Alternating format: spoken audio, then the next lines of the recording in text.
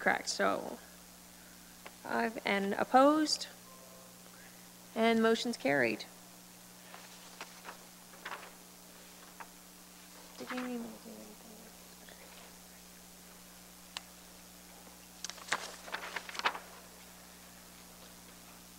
Okay, Councillor Huffman, did you have any other issues that you'd like to bring forward? I like where this is going now. Thank you. And some of this as well, it's not that I haven't been paying attention. I want to clarify that I have been paying attention, but it is definitely a learn-as-you-go process, right? So just looking at some of the things. So yes, going forward, the line items, so on 2.2, under the spectator seating replacement program, I would like to make a motion that, okay, so there's two different things though. Sorry, I'm into, I was looking at a different figure. That the $250,000 in 2024 be removed, and that the phase 1 in 2022 be reduced. That I would defer to staff to give a bare minimum in terms of safety, because I know that there may be some safety issues. So, go ahead. Through the mayor to councillor. This is, I'm not sure what the purpose, like, I mean, these are future costs. So I'm not sure if cutting these, I'll look at finance, do not have an impact at all on business today. They will in the 10-year forecast. The other thing, as I mentioned, the estimate to replace the seating in Talbot was, I believe it was $700,000.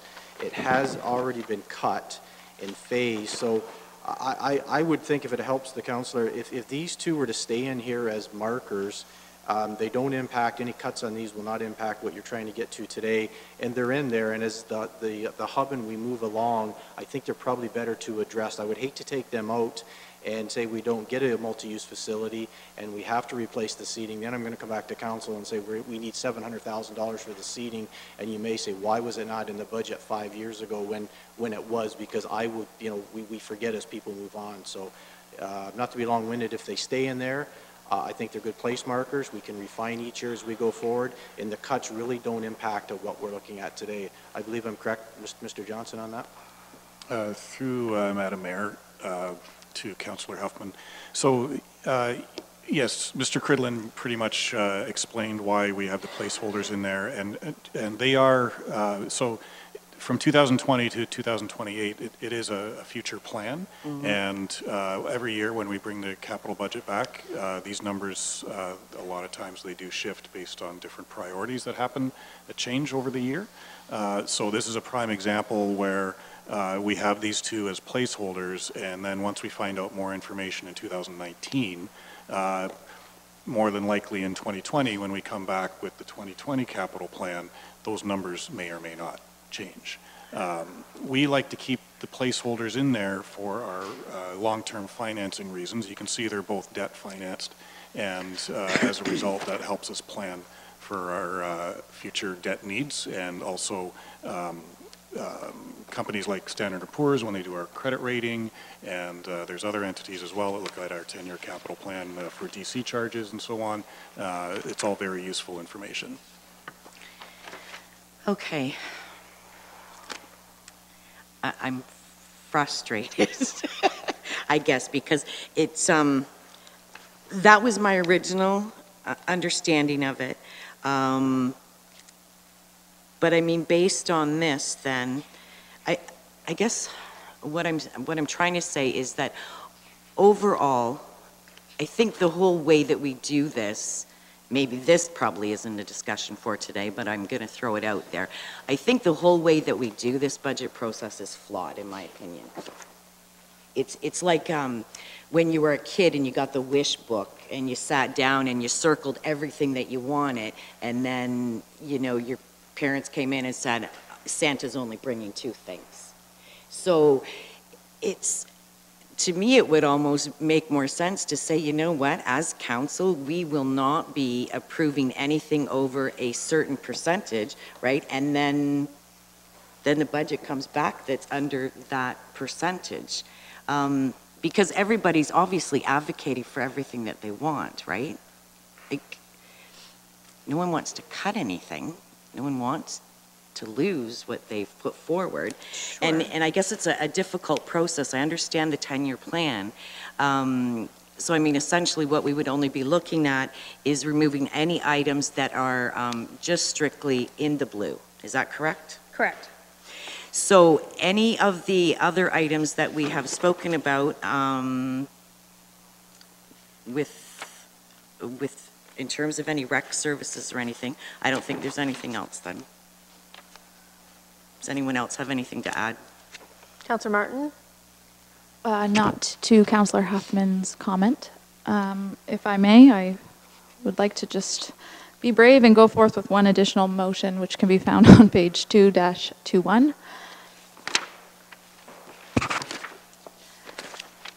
And I apologize for picking on Norview. It's nothing personal.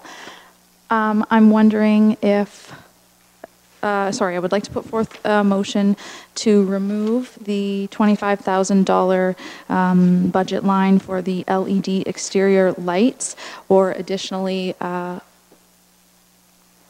move to 2020 until, and ask that staff report on ROI of switching these over. This doesn't seem like a need to me at this point in time.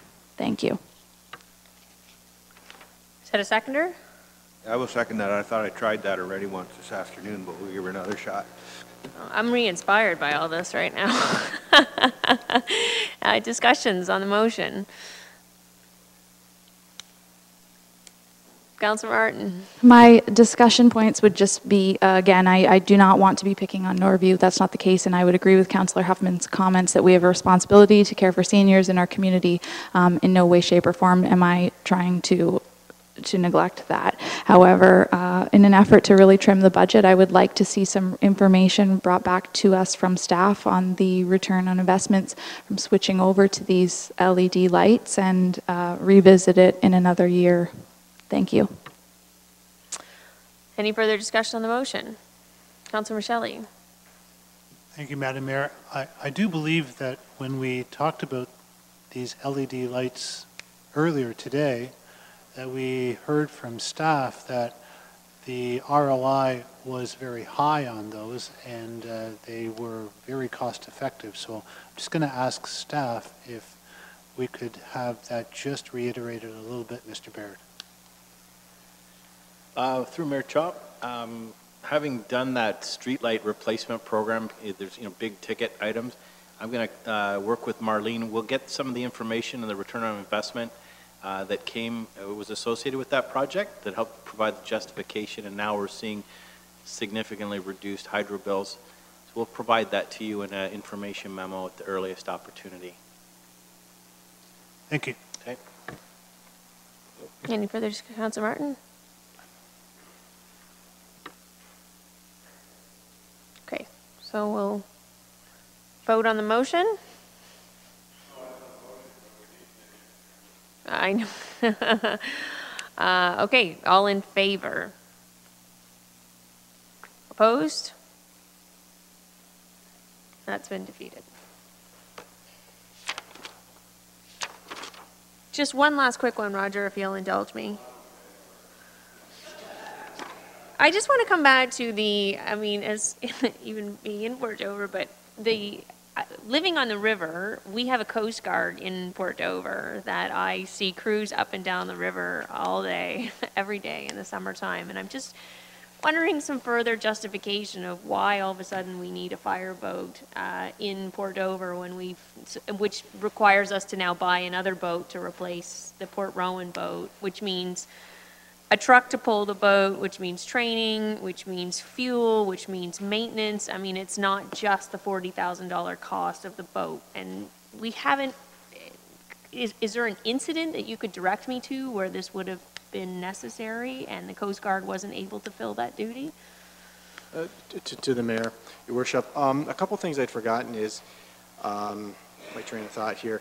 This boat, although will be stationed in Port Dover, is used countywide as the Port Rowan one is. We have lots of smaller rivers, inland water, that sort of thing. I'm not sure, unless Ms. Sloat can correct me, I'm not sure of an issue where we were called and the Coast Guard were there. I took it that the Coast Guard are called for certain things, we are called for certain things, and at both times, maybe the fire department and Coast Guard do come into play, but it is a service, a part of the fire department that we offer is a water rescue, having Lake Erie to our south border, the whole length from Haldeman to our west So side. was there particular incidences, though, all these years we've gone with 2 boats, why all of a sudden do we need a 3rd boat? Was there some sort of We've always capacity? had the same amount of numbers. I probably confused things. I thought you told me that we were adding an extra boat. No, I think my confusion is the boat that we had came from the original town of Simcoe, so it's probably 25, 30 years old. So it's a replacement of that asset. And I probably confused things when I said it will be located in Port Dover, not to have the 2 in Rowan. So it is a replacement. So the for a replacement. 25-year-old boat is leaving, and now we just have the 2 new boats. Exactly, and I think I Okay. did mumble a little bit on that, so I I got the clarified impression it. we were keeping 2 boats in Port Rowan still, and 1 boat was No, moving no. over to Port Dover, and we had a 3rd. Okay, I'm good with that then. Councillor Van Passen? Thank you, Madam Mayor. I still don't understand on 2-9, the Causeway Bridge. Why is that estimate for that bridge 6.7 million when, you know, we've looked at a bridge on 45 for $1.5 million, about the same size? Is it because of, do we have to build temporary bridges around that, or why is the cost so high? Because I got a funny feeling whatever's in our budget will be the cost of it, because that's what the tenders will come in at. Through the mayor, that includes the actual road reconstruction from Port Rowan, the full causeway out to the curve on Long Point, as well as the bridge. They're both projects that were pulled together into the same year for economy of scale. But there is a challenge. This is not, because it's a very busy bridge, obviously through the construction season, we do need to build a temporary parallel structure so we don't have 1 lane at a time. That type of bridge rehabilitation or replacement is much more expensive if you've got to keep 1 lane of traffic open while you're working on 1/2 of the bridge. So it is going to be pretty challenging for sure, but again, it's road and bridge. And I'll assume you'll be looking into other options such as prefab little sections and things like that. And maybe we can use an old Bailey Bridge for a temporary bridge there.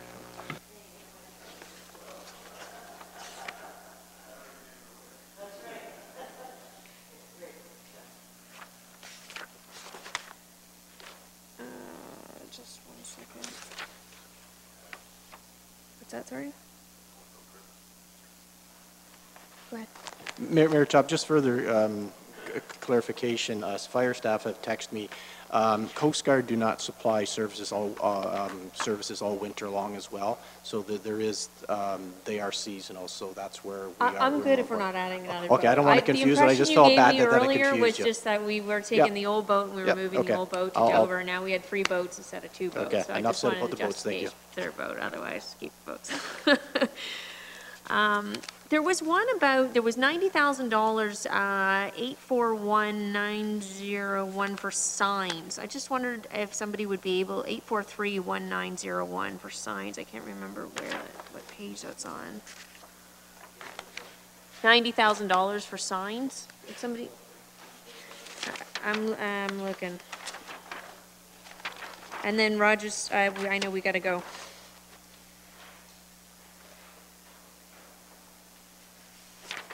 Signs.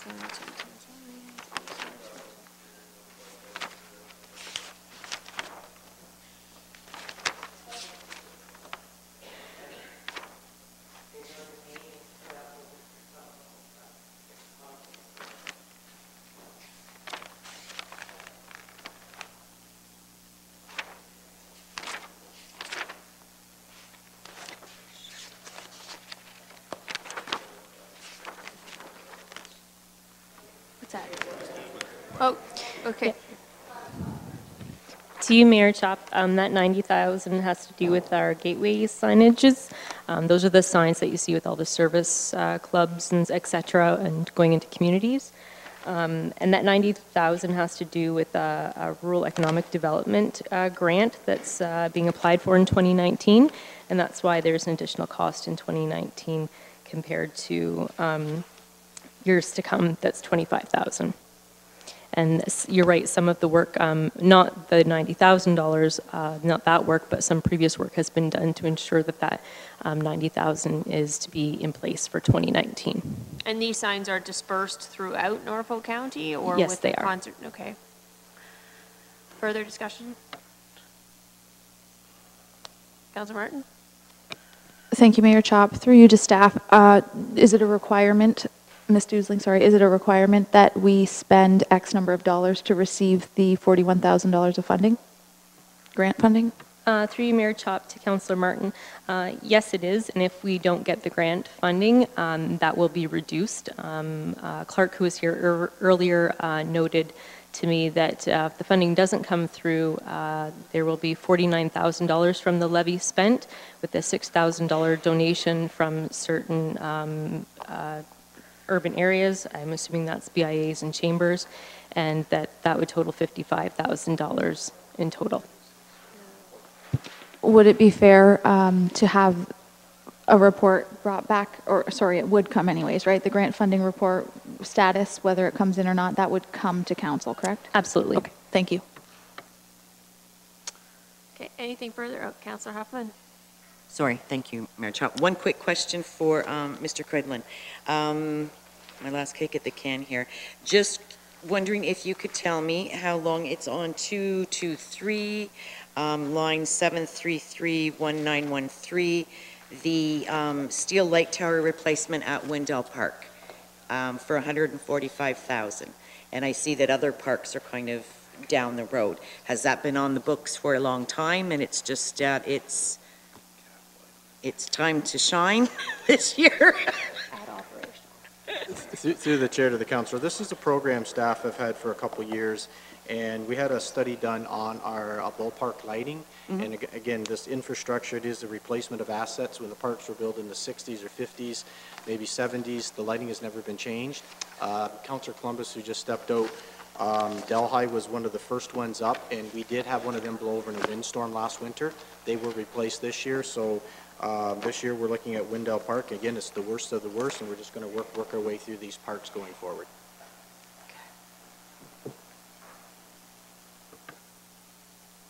Okay, so I just want to bring this forward right now. There's a couple other questions that I have, but I don't want to delay things today. One is the Forestry Farm gas well.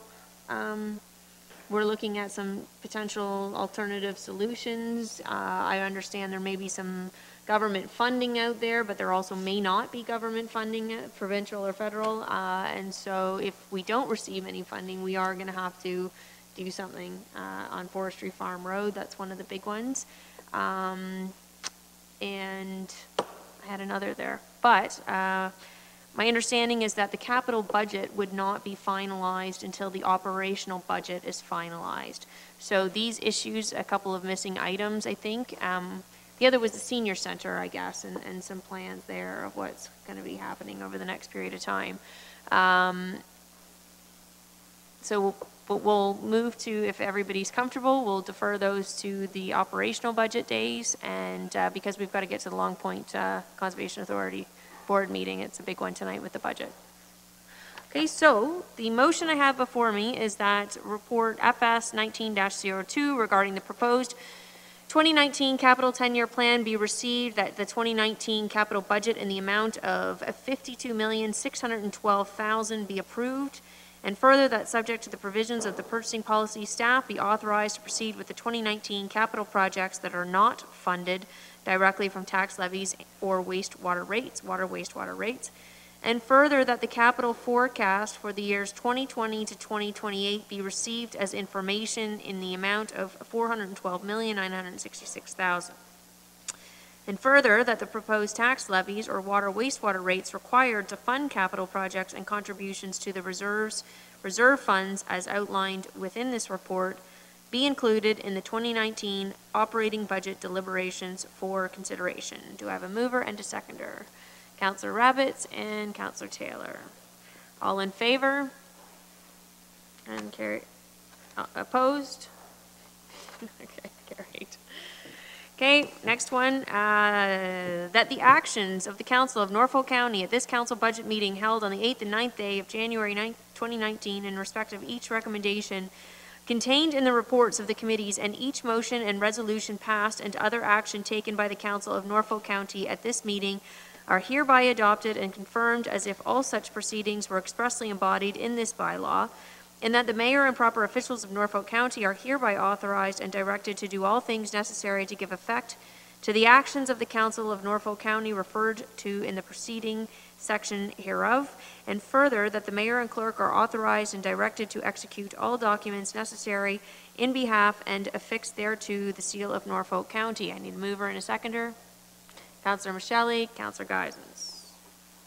All in favor? Carried. And the best one of all, that there being no further business, council be adjourned at 5:24 p.m. Mover, Councillor Van Passens, seconder, Councillor Martin. All in favor? Opposed?